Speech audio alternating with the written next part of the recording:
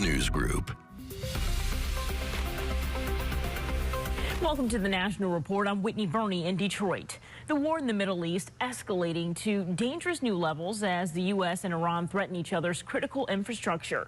President Trump has given Iran until late Monday to reopen the Strait of Hormuz or face attacks on its power plants. Iran is firing back, warning it will completely close the vital shipping route and target energy facilities across the region if the U.S. follows through. The strait is vital because it carries 1/5 of the world's oil supply. This comes after Iranian missiles hit near a nuclear research site in southern Israel, wounding scores of people. Israeli Prime Minister Benjamin Netanyahu said it was a miracle no one was killed. The war has now killed more than 2,000 people in 4 weeks and sent oil prices surging worldwide. ICE agents will start working at airports Monday to help with massive security lines caused by the Homeland Security funding shutdown. White House border czar Tom Homan says ICE officers could guard exit lanes and check IDs, freeing up TSA agents to work screening checkpoints. We're going to try to move those lines quicker, give TSA support. They're our brothers and sisters on the DHS, and we simply need to get these officers paid. But until then, the president came up with a great idea. Let's send additional resources to the airports to support the American people and support the men and women of TSA who are not getting paid but showing up for work every day. Hundreds of thousands of Homeland Security workers have been working without pay since Congress failed to renew DHS funding last month. Wait times at major airports like Atlanta and JFK have been staying over 3 hours or more. President Trump announced the plan after Democrats refused to pass a funding bill without major changes to immigration enforcement. Homan says they're finalizing which airports will get ICE support first, focusing on the busiest locations with the longest waits. The Senate could vote as early as Monday to confirm Senator Markwayne Mullin as President Trump's next Homeland Security Secretary. Senators advanced Mullin's nomination in a rare weekend session by a largely party line vote of 54-37, with 2 Democrats joining Republicans. The Oklahoma Republican has tried to make the case that he would be a steady hand after the tumultuous tenure of Kristi Noem, Trump's first DHS secretary. My goal in 6 months is that we're not in the lead story every single day. My goal is for people to understand we're out there, we're protecting them, and we're working with them. My goal is to make every one of you guys proud. My goal for those that don't support me, regret not supporting me. But we have to get DHS funded. We have to. My friends, we have to set the partisan side down. And we have to realize that we're putting our homeland and the peace of mind at risk for the American people. The U.S. is sending more warships and Marines to the Middle East amid the war with Iran. 3 U.S. Navy warships, including the USS Boxer, and 2,500 Marines from San Diego have been deployed. Scripps News Group's Ryan Hill explains how these forces can make an impact abroad. This is the flight deck of the USS Boxer. It, along with 2 other U.S. Navy warships, are deploying from San Diego to the Middle East. Well, the ship provides, basically it's like a mini aircraft carrier. Al Kempfer is a retired Marines intelligence officer. It also has a well deck.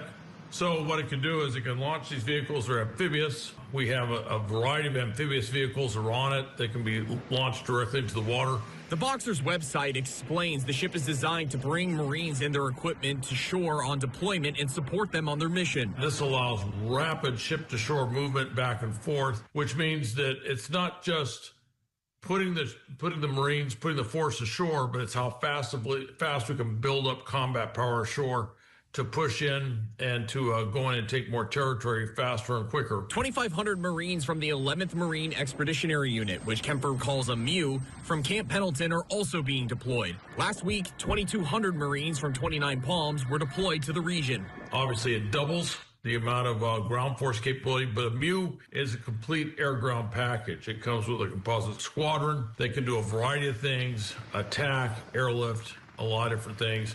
Very robust combat service support element, very capable command element with a lot of things that they can do. I asked Kempfer, what message does this increase in assets in the Middle East send to the rest of the world amid this war with Iran? Everybody's looking at what we're doing, and everybody's sitting there saying, well, yes, the U.S. is more engaged. It also increases the likelihood. Every country in the world is looking at this, particularly the Iranians are saying that the U.S. is likely going to take Iranian territory because we have the capability to do so. Ryan Hill, Scripps News Group. Those are some of the latest sights and sounds from the Norfolk-based USS Gerald R. Ford Carrier Strike Group's participation in Operation Epic Fury. I'm outside Naval Station Norfolk talking with members of Virginia's congressional delegation about the operation. Our capabilities continue to build. Iran's continue to degrade. Secretary of Defense Pete Hegseth Thursday providing an update on Operation Epic Fury. Among other things, he says ballistic missiles and drone attacks from Iran against U.S. forces are down 90% since the start of the fighting nearly 3 weeks ago.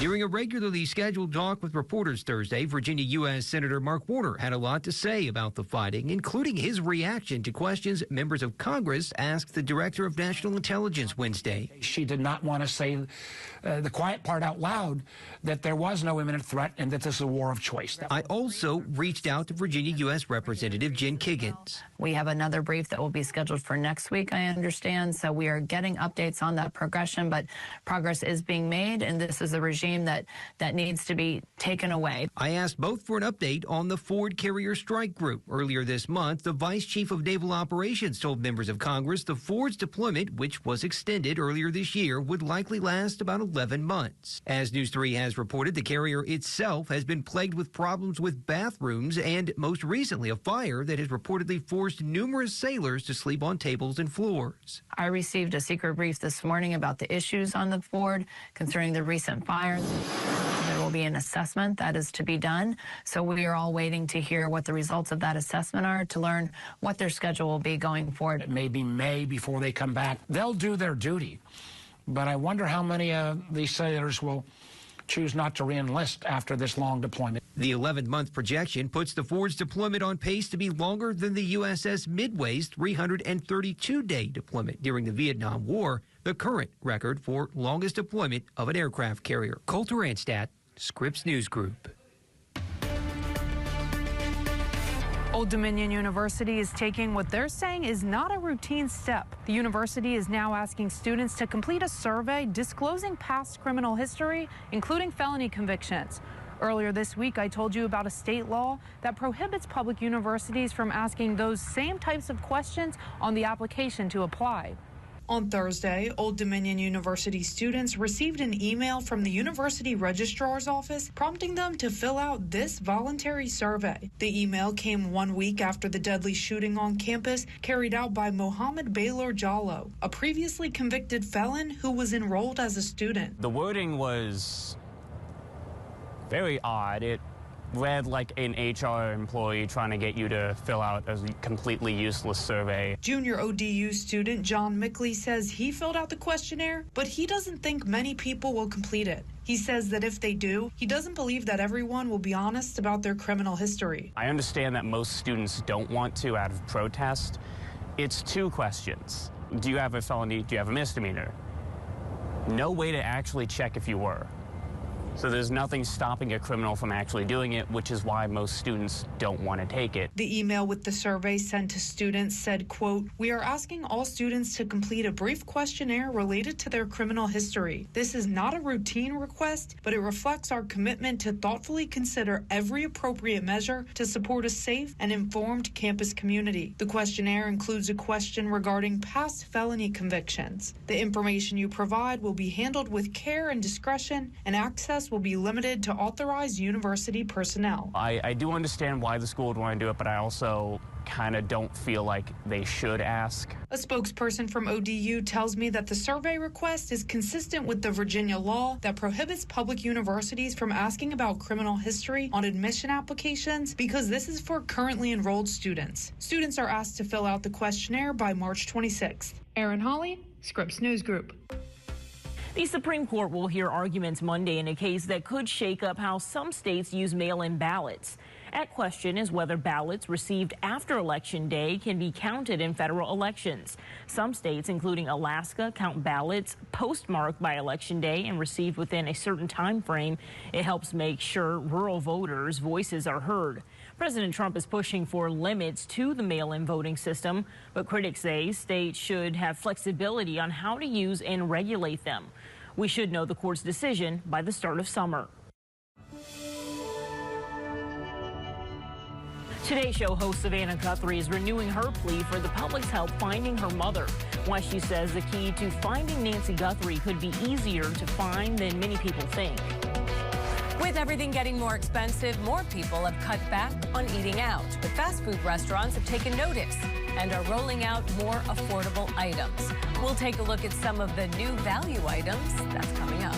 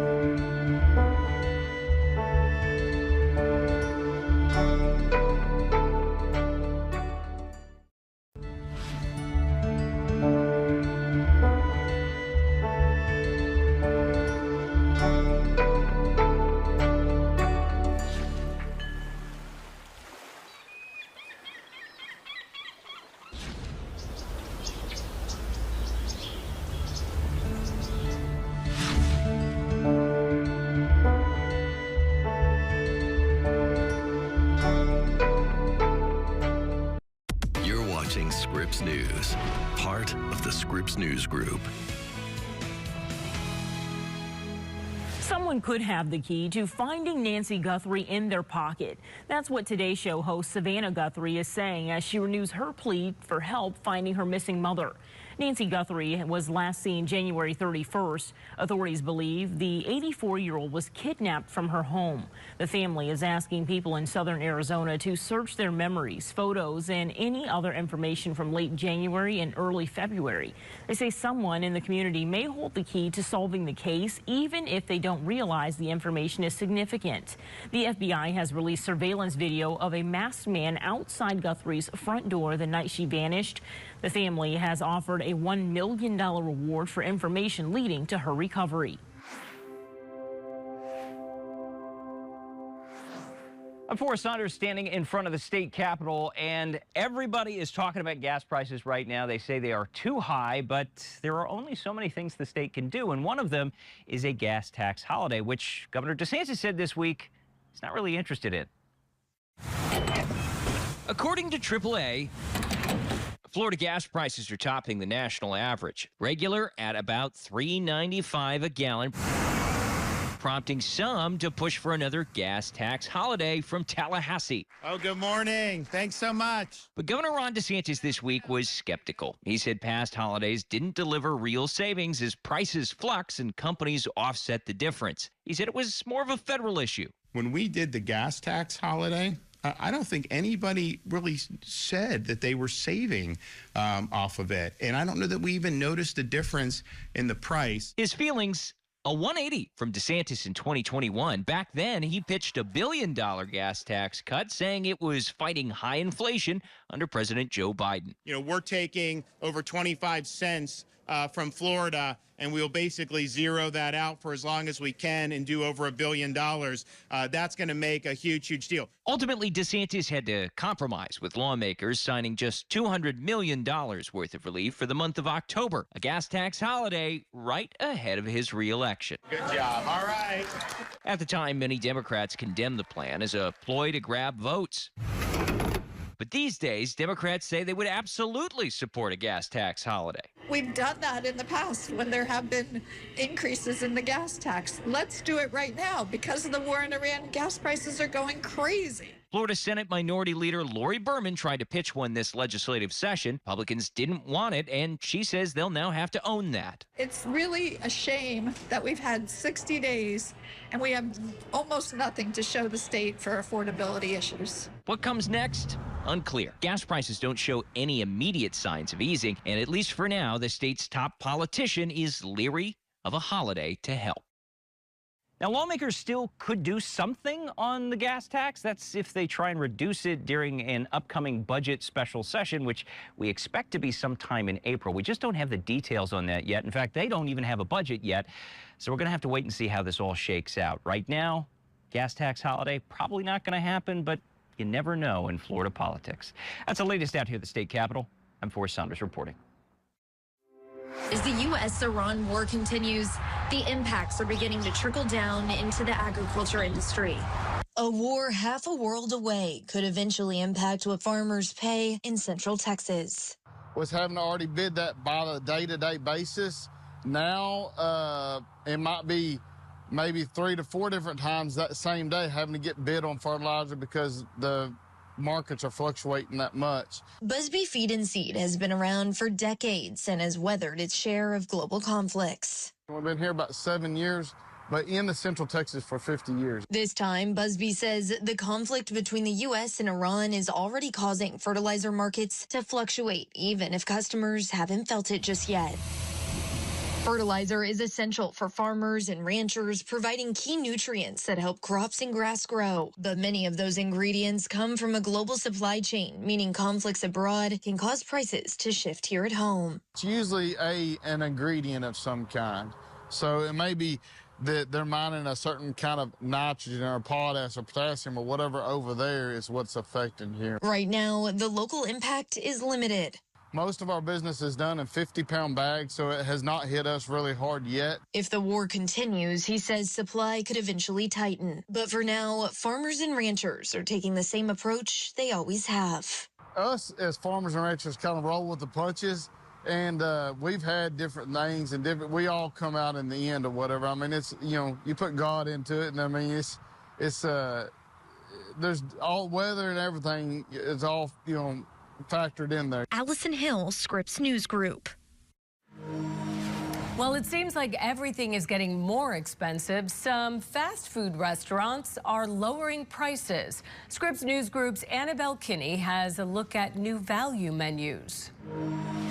Everything is going up in price by like insane amounts. Some of the country's biggest chain and fast food restaurants say they're putting value back on their menus and offering discounts to stay competitive. McDonald's, Applebee's, Taco Bell, Panera, Burger King, and others are slashing prices and launching lower prices on their value meals, and in some cases, creating more affordable items. High costs were enough for some in Indy to choose different restaurants years ago. That's why I don't eat a lot of fast food anyways. I can go across the street and get the same thing for the price, but it's good that they dropped it down. Others hope the prices would also drop for healthier food options. It's good and bad because it's not like healthy food, but some people will be able to afford to eat it. Experts say years of inflation took a bite out of the food industry. Restaurants raised prices, customers stopped going. It's unclear how long the new price changes will stick around, but people say they're always happy to pay less. It's really cool. I might go get a McDonald's hamburger today. I mean, everything's better with a price drop. In Indianapolis, Annabelle Kinney, Scripps News Group. National parks are the center of a fight to preserve American history. Just ahead, we get a look at new information showing just how far Trump administration's order is reaching and the stories and the sites possibly at risk.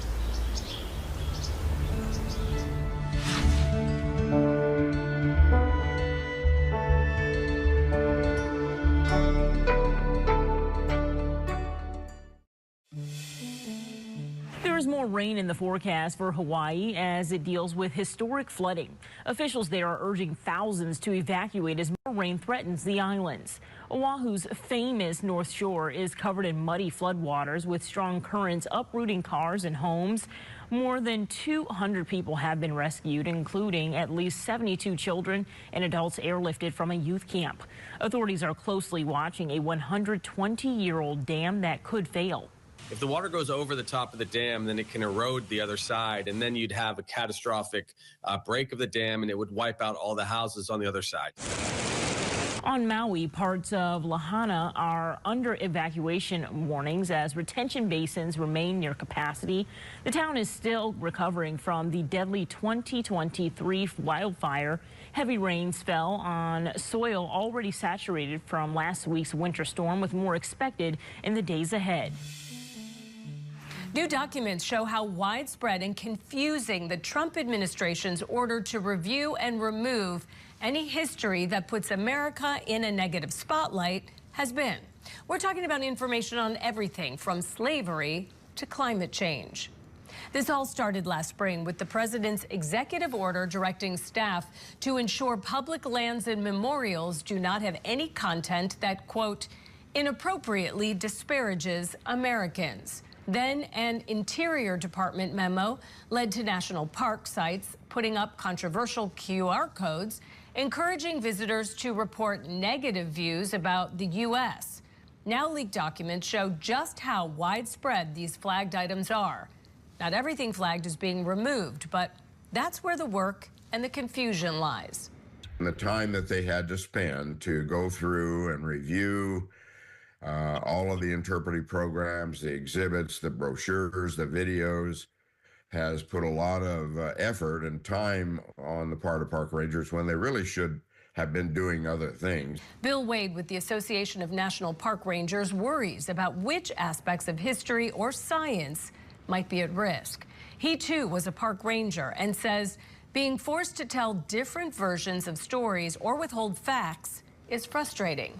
He also worries about the sites that become national parks because of the history that happened there. And so what I'm concerned about is if we don't win this suit and the restoration or the removal and the censorship is halted and the restoration doesn't continue, I'm somewhat concerned that they might just go after those areas themselves and deauthorize them. A federal lawsuit has been filed to stop the entire process.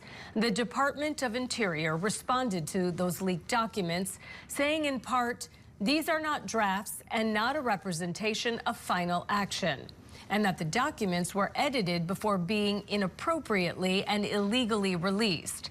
The department even went on to say that the employees who leaked this to, quote, hurt the Trump administration will be held accountable. If you're interested in how this impacts national parks near you, there is a website and a map showing all the sites that have been flagged for possible removal. Go to the website you see on your screen, missingparkhistory.org.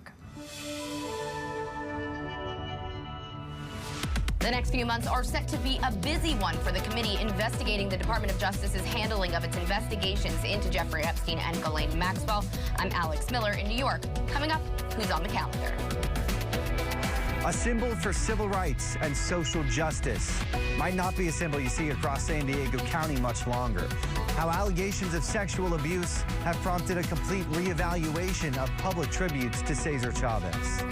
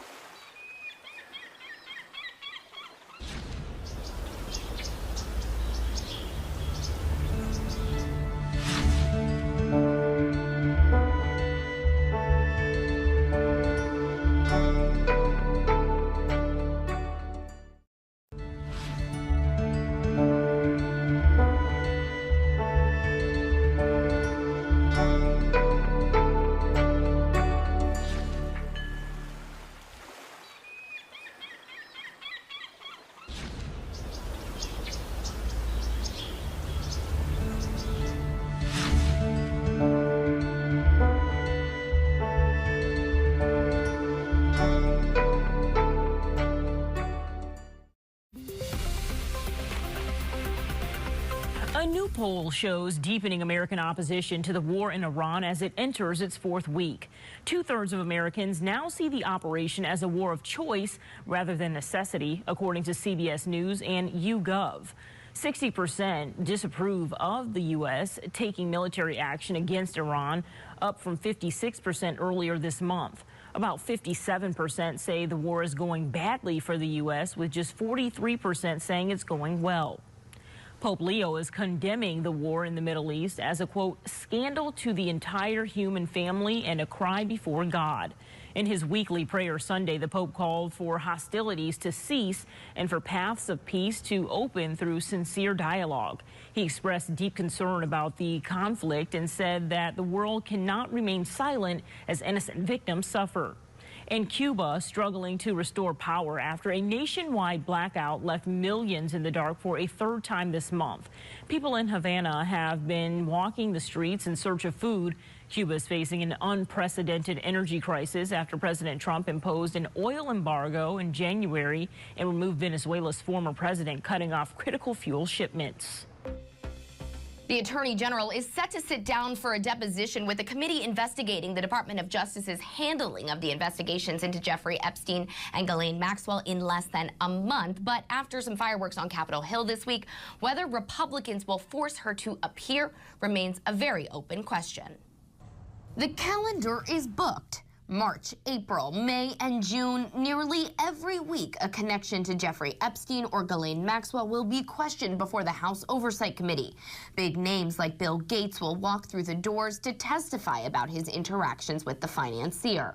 Commerce Secretary Howard Lutnick, pictured on multiple occasions with Epstein, has volunteered to speak with the committee but has not scheduled an interview yet. I mean, that's a step, but isn't this, I mean, how many years late is this? It's the smaller names like former assistants, lawyers, and confidants that might give the most chilling insight into the convicted sex offender's actions. Jennifer Freeman represents a group of survivors and suggests immunity for some of Epstein's closest confidants. You need an inside person to tell you what was really going on. And I don't understand why there's been no effort. Well, I do understand, but I'm frustrated that there's been no effort to, talk to the lieutenants. While many will testify about Epstein's life, at least one witness is expected to testify about his death. Tova Noel will sit before the committee on March 26th.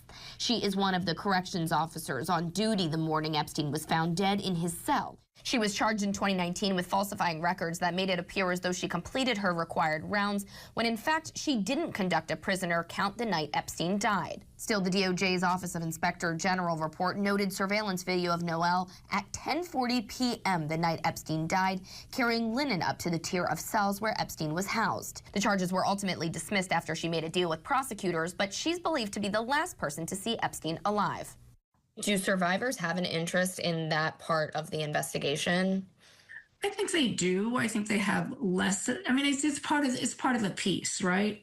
Because if it was found that this was not a suicide, then you have to ask, well, then what was it and who was behind it? And how does that relate to the underlying story and what happened to them? And Norway's crown princess sitting for an interview nearly 2 months after details emerged that she exchanged hundreds of emails with Jeffrey Epstein between 2011 and 2014 and even stayed at his Palm Beach mansion. He was not there, but she said there was a situation while she stayed at the house without going into further detail. Now, the prince, who also appeared in the interview, said whatever occurred made his wife feel unsafe. The princess maintained contact with Epstein afterwards, but she told Norway's national broadcaster she wished she'd never met him and called herself, quote, too trusting of Epstein. Alex Miller, Scripps News Group, New York. The late civil rights icon Cesar Chavez, his legacy is now coming under fire after allegations of sexual assault. And that affects areas here in Metro Detroit, including Pontiac, where Cesar Chavez Avenue stretches for miles. A name that once carried pride now carries mixed emotions. It's really hard to deal with, but at the same time, something has to be done about it because we can't just ignore. Pontiac City Councilman Mikhail Goodman says when he saw the sexual assault allegations come down regarding civil rights icon Cesar Chavez, who created the United Farm Workers Union in the 60s, he immediately thought of the sprawling thoroughfare that goes through his own city, Cesar E. Chavez Avenue, that was once called Oakland Avenue. There were already members of the community who were like, yep, time to fix this, time to change this. And so... Just like that. Yeah. He says in light of the allegations of the then underage girls who claimed they were sexually assaulted by Chavez in the 60s and 70s, and his right-hand woman and civil rights icon herself, Dolores Huerta, coming forward with claims of her own, Goodman says the avenue does not represent Pontiac anymore. So you are looking at renaming Cesar Chavez Avenue? Yes, and preferably changing it to Dolores Huerta Avenue. It's a process that has to go through multiple approvals and steps, and he says that could take a year or even longer, but it's something he's already started looking into. And it's something the owner of Chavez Street Auto Care in Pontiac, Tony Juma, supports. You know, if the allegations are true, I think it's a good idea to change the name. It bothers me to hear anybody has done anything like that. Juma says he would even consider changing his own business name that he's had for around 15 years in light of these allegations. Over in Southwest Detroit at Cesar Chavez Academy, a charter school run by the private education management company, the Leona Group, a name that once carried pride now carries a cloud of suspicion and is something that has to be addressed. In a statement, the CEO, Georgia Rogers, said in part, quote, "We are monitoring the impact of this deeply disturbing situation and will respond accordingly to protect the sanctity of what we do and who we serve." A complicated historical figure with a legacy now in question and a community having to adapt. We got to bring the situation to justice. I'm Rudolph Snyder reporting.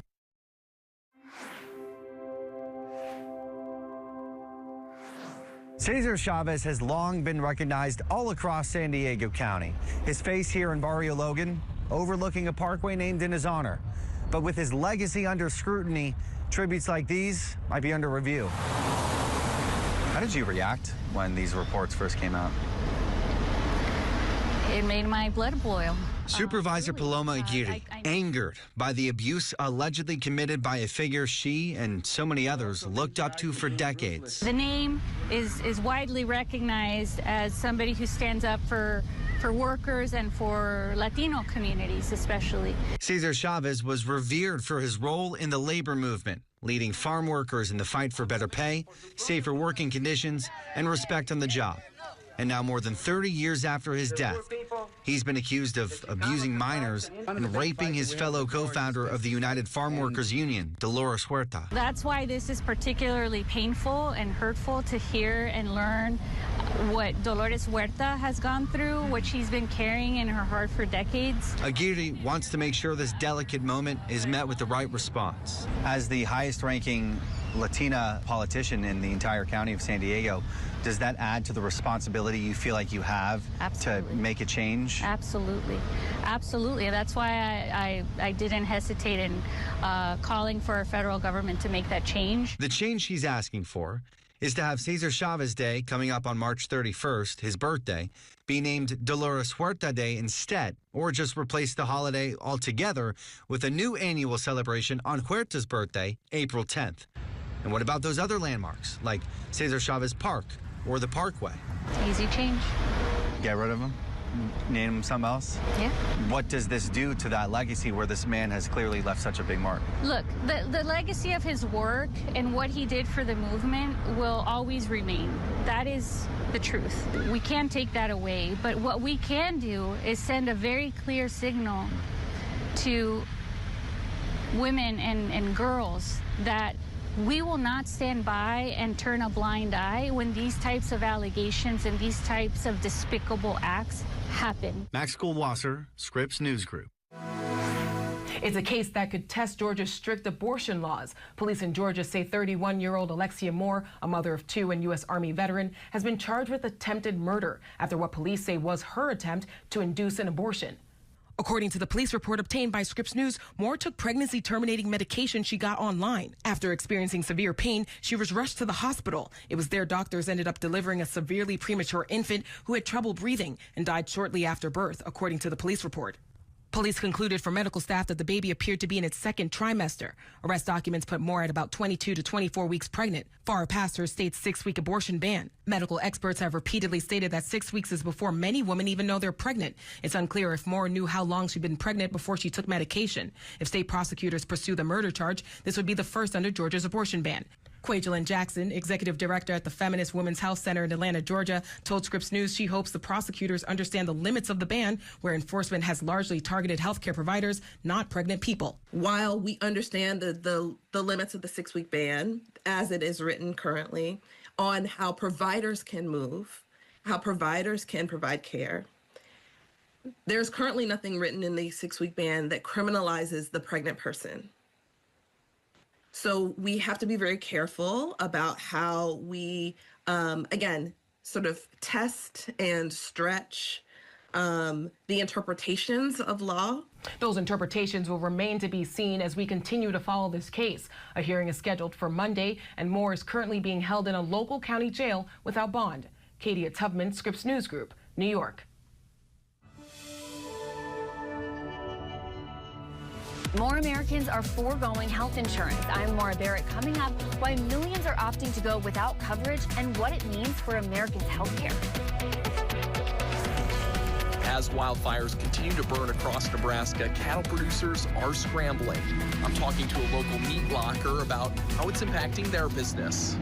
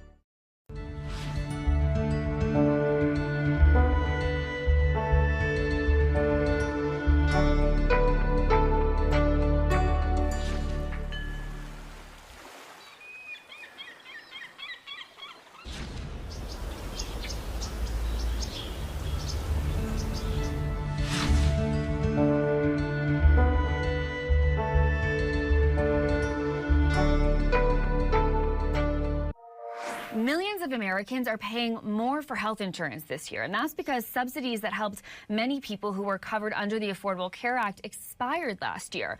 Now, a new survey shows some of those recipients have dropped their health care altogether. Millions of Americans are forgoing health insurance after subsidies under the Affordable Care Act expired at the end of last year. 1 in 10 Americans who had insurance through the ACA last year dropped their coverage and are currently uninsured, according to a new survey from KFF. And they're going to be having to navigate really difficult decisions if they're forced to face making some healthcare decisions without health insurance coverage over the course of the year. 80% who re-enrolled now report higher healthcare costs. Many expressed concern to the Scripps News Group last year about what their insurance would look like in 2026 without those subsidies. If I did not have that, it would be over $600 a month, which is prohibitively expensive for me. To see it over $1,000 was beyond shocking. Going up to paying almost $1,200 a month it's going to be very, very difficult. Without the subsidies, out-of-pocket premiums were projected to increase by 114% this year, an average of more than $1,000, according to a KFF analysis. We know that, when people don't have coverage, when they're really, really, really sick or face an emergency, they still need to seek care. So it's going to be an increased burden on our local hospitals and our local providers. The end of the ACA's subsidies was at the center of a political battle last fall that led to the longest government shutdown ever and will likely be a key issue going forward. A Scripps News Talker research poll found nearly 70% of Americans are concerned about affording their own health insurance. Growing healthcare costs quickly ripple to impact other parts of Americans' finances. According to a recently published Gallup survey, about 1/3 of Americans cut back on other spending to cover healthcare costs. Maura Barrett, Scripps News Group, Denver. Western and central Nebraska battling the biggest wildfires that the state has ever seen. And that means that the cattle industry is taking a big hit. I'm in Wahoo talking to local experts of sorts to find out what to expect with beef prices. Inside Wahoo Meat Locker, manager Connor Emsweiler tells me the Wahoo wiener, pork and beef, is his most popular seller. Anyone has ever lived here or around here and they moved away, if they're ever back in town, they're going to hit up Wahoo Locker for Wahoo wieners and whatever else they like. He tries to keep prices for that and other products low. That means shopping wholesale beef. He's not exactly sure what the short-term impact of those fires will be, but he does know that the loss of so many valuable acres of ranch land won't help. All it's going to do if we lose cattle is their prices are just going to go up. I spoke with customers in the store who are feeling the squeeze of higher prices. Connor's solution is getting creative. Ground beef is always very reasonable, and when ground beef, started to get higher, we came out with we call it Wahoo Burger. We have it at $2.99 a pound. It's half beef and half pork. You could use it for anything that you do with just regular ground beef. As if the loss of grazing land wasn't bad enough, ranchers are saying their hay and other feed is lost or damaged. Connor expects more customers to skip beef altogether. I'd say there are more people eating, chicken or pork right now, just because, if you can't afford that expensive steak, more than you'd like, then you're just not going to buy it. And I'm told the fix isn't going to be quick. Do you see, a light at the end of the tunnel? I think it's just going to take, years of farmers continually to, raise beef and more cow-calf pairs that, build up the herd. In Wahoo, I'm your Northeast Nebraska neighborhood reporter, Max Williams.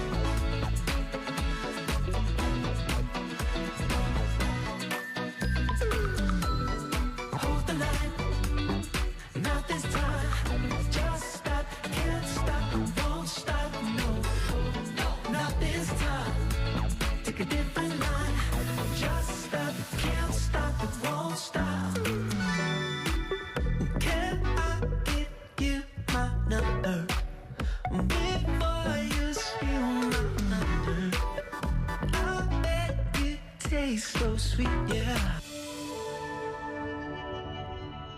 I'm Chris Reed at St. George Regional Airport, where help is on the way for TSA agents who aren't getting paid.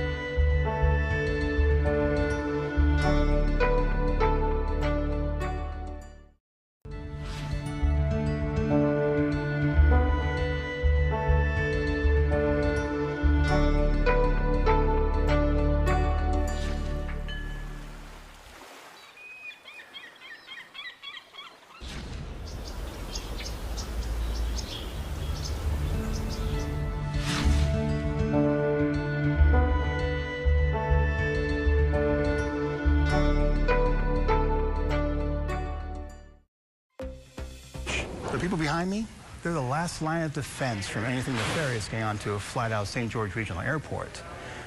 And right now, they're not getting paid, but help is arriving. The TSA agents, I've already reached out to them, and they're welcome anytime to come in here and receive a meal from us for free. Jeff Germain and Mindy Hendelman opened Touch of Tuscany in Hurricane just a week ago. Germain says providing food for those in need isn't anything new for him. He said he learned it from his father, a commander in the military. You know, my father always told me, if you have it, try to give it. And I've always been that way. But Germain isn't the only one in the St. George area trying to take care of the airport's unpaid TSA employees. The local community, they've been reaching out and have been coming here to the terminal and doing gift cards. Those cards for gas, groceries, and meals are needed.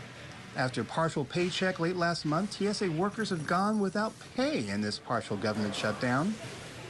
While larger airports have seen a large number of TSA workers who have called out or resigned entirely, the manager of St. George's Airport says it hasn't happened there.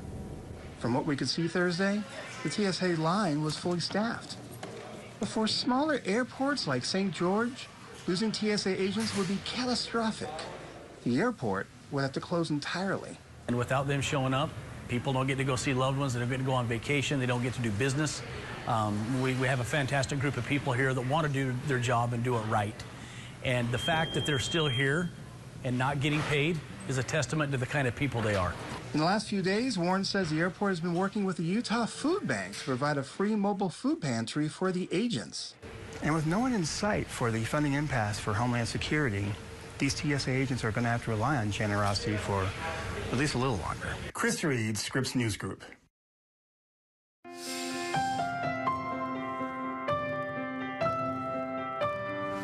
Perched high above Sedona, built straight into the red rocks, you'll find Chapel of the Holy Cross, one of Arizona's most iconic landmarks. I'm Zach Perry with ABC 15, and for more than half a century, visitors from around the world still come here not just for the views or architecture, but for the quiet moment of reflection inside. When people visit the chapel, they come here for all different reasons. Some for religious nature, others because it's a very popular tourist site, certainly in Sedona and in Arizona. We are a Catholic chapel, but people from many, many different denominations come in.